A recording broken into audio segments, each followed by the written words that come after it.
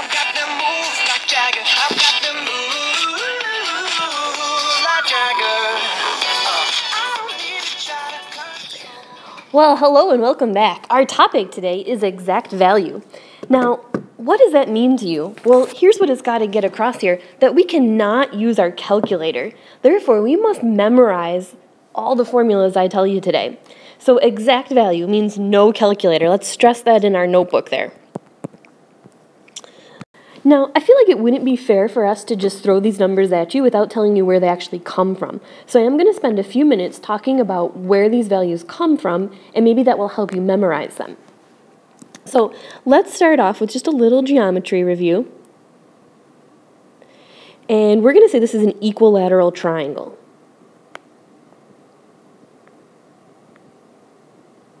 So think about what equilateral means to you. Hopefully you're saying that means every side and every angle are equal. So I'm going to go ahead and put a nice little tick mark on all sides showing they're equal.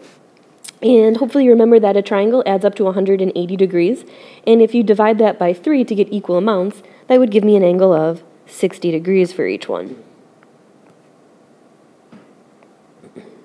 Alright, so here's what I'm going to do. I'm going to draw on this altitude, and remember that's the height of your triangle, which is then going to take this angle that was 60 up here, and it's going to cut it in half. So each side is now going to be, or each angle I should say, is going to be 30 degrees.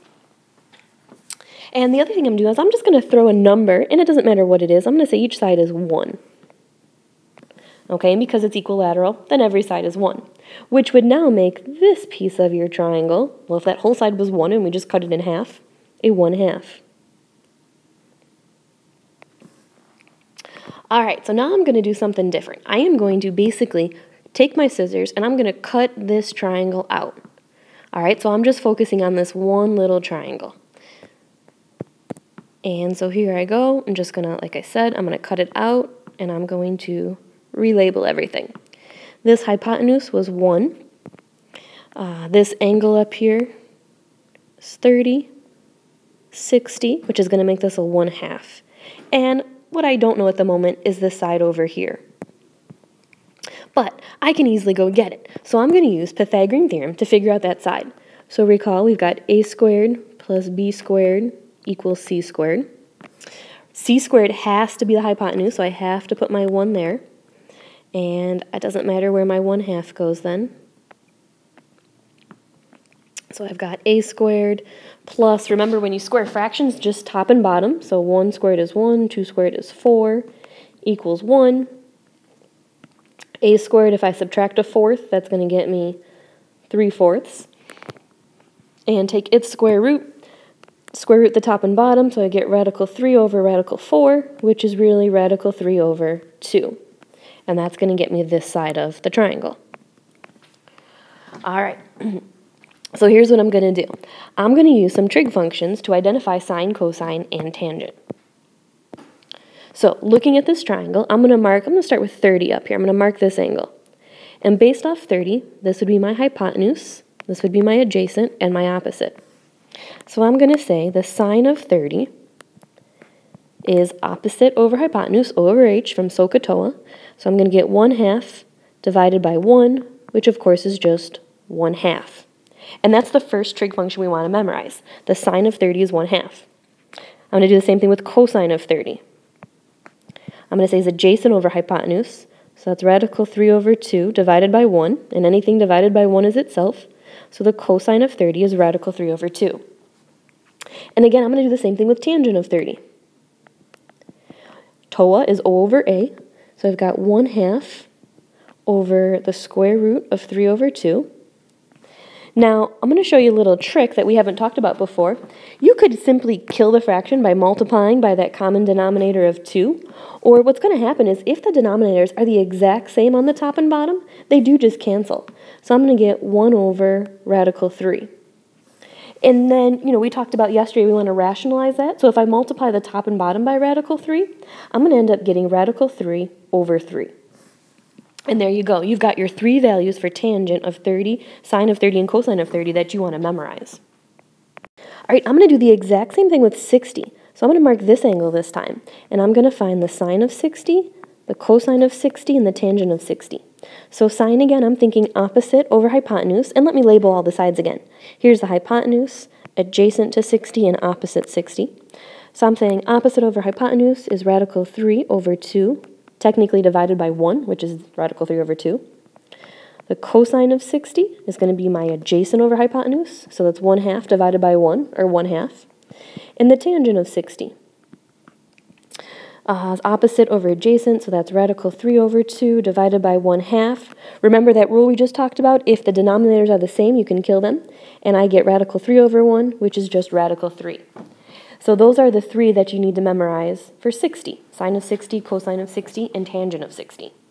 As of today, there's one more you have to memorize, and that's the 45 triangle. So picture this. I'm going to draw a new triangle, and I'm going to say this angle is 45, which makes this angle 45. And now instead of equilateral, I have what we call isosceles, where we have two equal sides and two equal angles. So if my angles of 45 are equal, then so are the sides across from them, which means this angle is congruent to this angle. Okay? And again, I'm going to pretend each of these have a length of 1. And you can pick any number you want. I'm going to go get the hypotenuse by doing 1 squared plus 1 squared equals c squared. So I've got 2 equals c squared, so c equals the square root of 2. And then I'm just going to do the same thing we did. I'm going to go get the tangent of 60, sine of 60, of 45, and cosine of 45. So sine of 45, so I'm going to use this angle that I'm marking in blue, label my hypotenuse, adjacent, and opposite. So I'm going to say it's opposite over adjacent, so 1 over radical 2. And then I'm going to rationalize that by multiplying by my radical 2's. So I've got radical 2 over 2. I'm going to do the same thing with cosine of 45. That's adjacent over hypotenuse, so 1 over radical 2. Rationalize it. And I've got radical 2 over 2. And then tangent of 45. Opposite over adjacent, so I got a 1 there. So this is where they come from, and like I said, we just want to make sure we memorize them. And I'm going to put them in a nice table to help you, but if you ever forget where they came from, you can go back and replay that part. All right, so go ahead and title this trig values, and you're going to copy down the same table that I have here. And again, we have to memorize this. And we're going to have lots of little quizzes testing you on these 9 values here. So the first one, and I always go 30, 60, 45, and you'll see why in a minute. The sine of 30 that we just discovered, if you look back at your notes, is 1/2. Now here's a little trick I like to remember. The sine of 30 is the same answer as the cosine of 60. So that's one way I memorize them. Sine of 30 and cosine of 60. And I'll kind of put like a little line there to help me keep them straight. Now, the sine of 60, if you look back at your work, is radical 3 over 2. And guess whose answer is the same as that? Well, it's the cosine of 30. Radical 3 over 2. So I put a little cross there to help me remember that those are the same. All right, there was 2 other ones that were the same, and that's the sine and cosine of 45. Those were both radical 2 over 2. And now tangent's kind of goofy. The tangent of 30, I like to say, has all the 3's. So it's radical 3 over 3. And I'm just going to make a note, all 3's. Then the tangent of 60 loses one of those, and it's just radical 3. And the tangent of 45 is 1. All right, so this is it. This is a huge deal for us. We have to memorize these trig values. So if flashcards are your thing, that's an option, probably a really good one. And maybe just keep redrawing this table over and over until you've got it memorized. If you can have these memorized by tomorrow, you will really impress us. But you probably got a day or so to get them down. So don't forget, sine of 30, cosine 60, cosine 30, sine of 60 are the same. The sine and cosine of 45 are the same, so that's easy to remember. The tangent has all the 3's. Tangent of 30 is radical 3 over 3. Then it's just radical 3 and then 1. All right? So take your time and try to memorize those. All right, example 1. Find the exact value of x and y. So there's our clue, exact value. That means no calculator. Okay, you've got to be able to do this in your head. So here's what I do. I mark the given angle, just like we did the other day. And based off that angle, I'm going to label my sides. So start with the hypotenuse, that's the easy one. Adjacent means next to, so that's next to my blue marked angle, and opposite means across. All right, so I'll start with one that I know, which is the hypotenuse, and one I'm looking for. I'm going to find x first, so I'm going to go get this side. So I say to myself, SOHCAHTOA, which one uses the O and the H? So hopefully you've got sine of theta is opposite over hypotenuse by now. And I'm just going to plug in what I know. The sine of 30 is x over 20. Okay, and now go back to your table. Sine of 30 is one you have to memorize. You should know this answer without a calculator. And if you look at that table, that's the first one in the table, the sine and the 30, and they meet up at 1/2. So I'm going to replace that with a 1/2 equals x over 20. And now it's just very simple, cross multiply. So I've got 2x equals 20, divide by 2, and x equals 10. And we've got it. All right, we solve for x, let's solve for y this time. So again, I'm marking my angle. I'm labeling this hypotenuse, adjacent, and opposite. And since I want to solve for x, or y, I still know the 20, and now I'm going to use this side.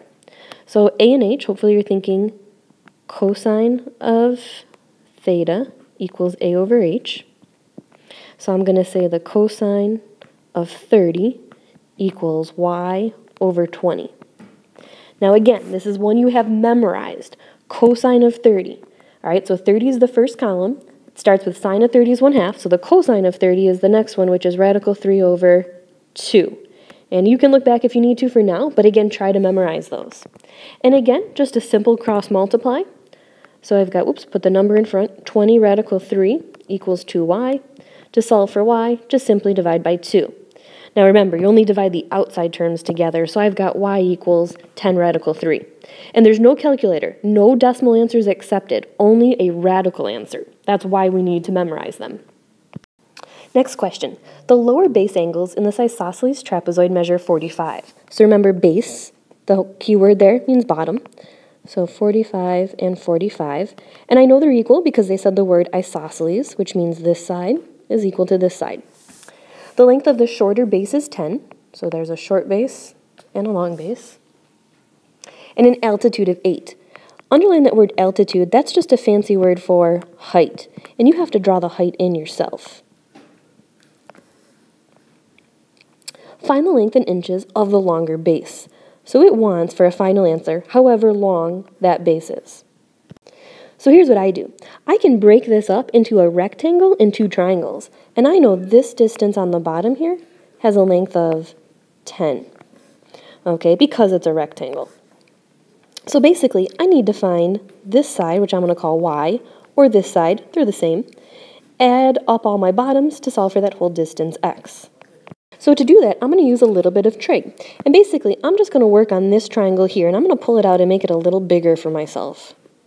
So that was 45 degrees, this had a height of 8, and I said this was y. And I'm just going to label what I know. If this is my angle, this is my hypotenuse, this is adjacent to my angle, and this is opposite. So if I look, I'm using the opposite and the adjacent side. O and A gets me tangent. So the tangent of theta equals opposite over adjacent. And in this particular one, the tangent of 45 equals 8 over y. Tangent of 45, again, is one from our table that we should memorize. So if you don't have it memorized, picture your table. Tangent of 45 is just 1 equals 8 over y. Nice cross multiply. I'm going to put that over 1 and cross multiply. So I basically get y equals 8. Now just make sure you answer the question. That's telling me that this has a length of 8, which means this has a length of 8. So I would say my whole base there is 8 plus 8 plus 10, or 26.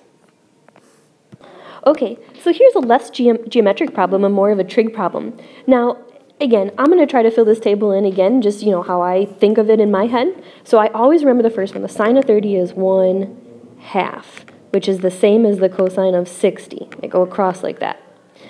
Sine of 60 is radical 3 over 2, which is the same as the cosine of 30, radical 3 over 2.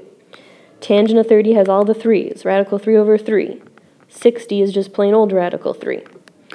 The 45s for sine and cosine are the same, radical 2 over 2, radical 2 over 2, and the last guy there, tangent of 45, is a 1. Now that's what we want to have memorized in order to answer all these problems.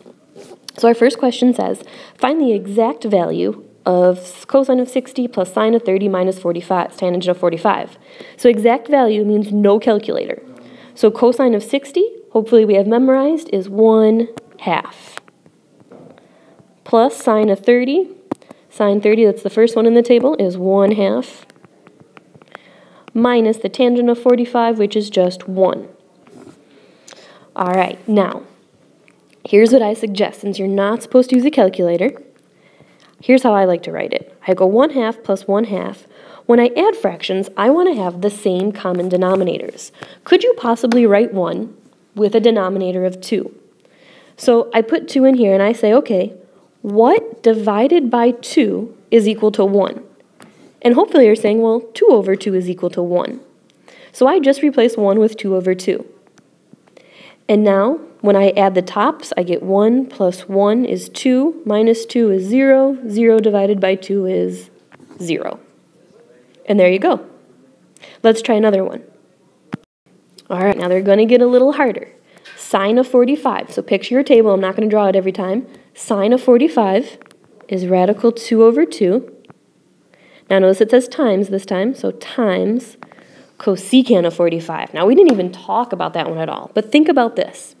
The cosecant of 45 is the reciprocal of the sine of 45. So if I take 45, which is radical 2 over 2, and I want its reciprocal, that's 2 over radical 2.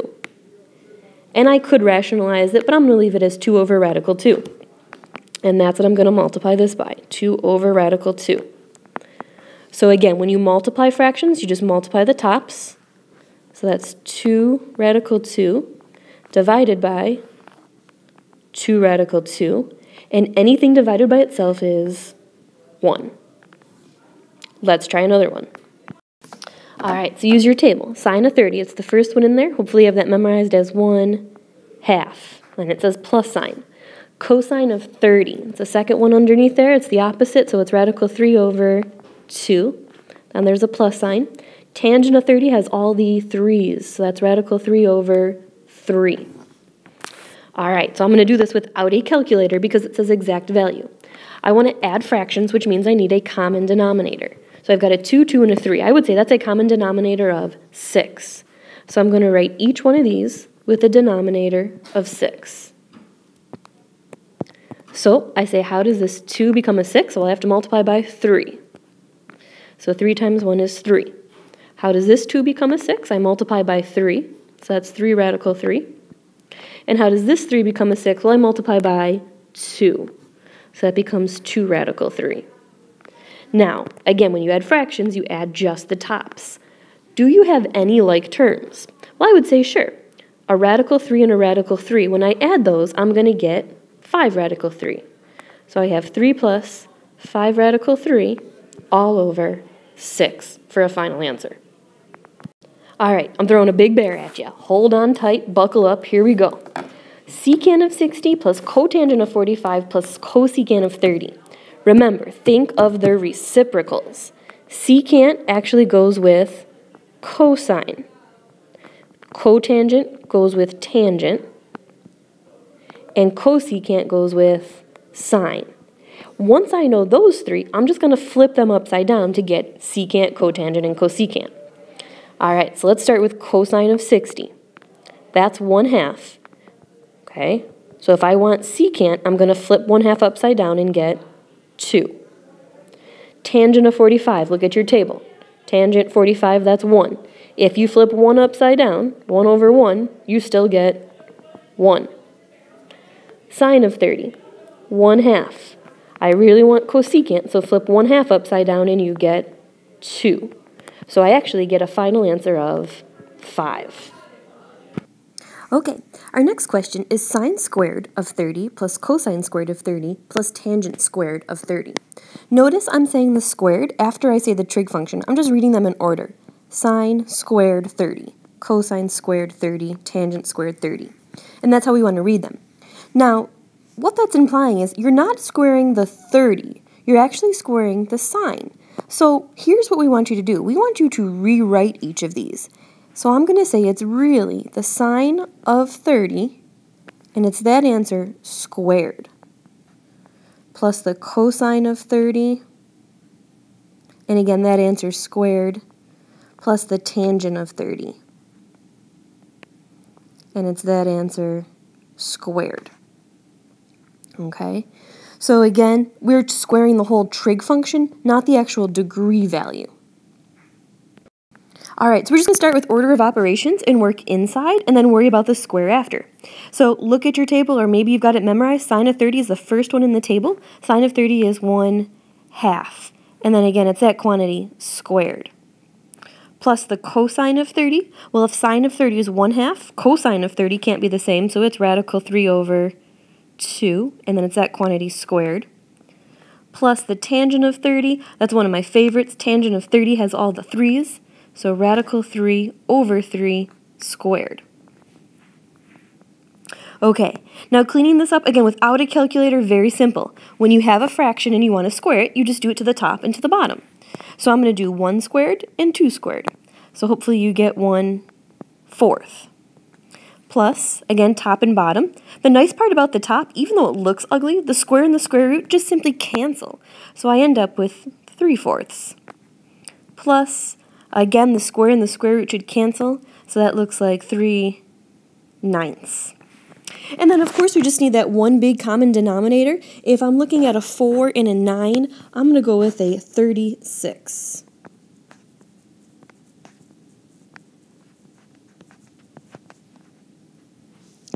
And I'm just going to ask myself, what would I multiply the first fraction by? Hopefully you're saying 9, the second one by 9, and the third one by 4. And I am truly doing it to the top and bottom. That's how I'm getting the 36 on the bottom. So on top I get 9/36, 27/36, plus 12/36. And when I add fractions, I leave the denominator and simply add the numerators. And there's that 48/36 for my final answer. All right, last one of the night, I promise you. And make sure you have these memorized.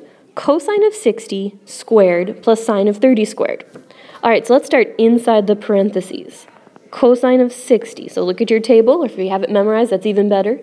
Cosine of 60 is the same as the sine of 30, so that's 1/2, plus sine of 30, that's the first one in the table. Sine of 30 is 1/2, and we're going to square it. Now remember, when you square fractions, just do it to the top and the bottom. So I've got 1/4 plus 1/4, and now when I add fractions, just add the numerators. So 2/4 or 1/2 for our final answer. Well, that was a lot of math today. We look forward to seeing you tomorrow, and like I said, try to get those memorized tonight.